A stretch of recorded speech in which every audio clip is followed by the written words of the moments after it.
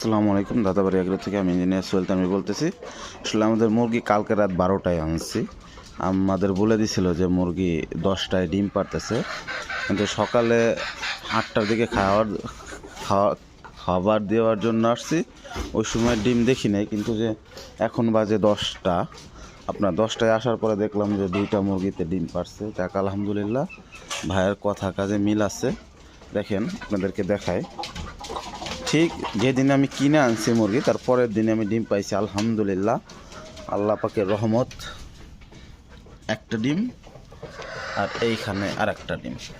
আসলে নতুন ডিম পারতেছে, যার কারণে ডিমের সাইজ একটু ছোট যদিও বা, কিন্তু যে আলহামদুলিল্লাহ আমি মনে করি, আমি ডান হাত দিয়ে নেই, আলহামদুলিল্লাহ আমি ডিম পাইছি। আমি এতে অনেক খুশি।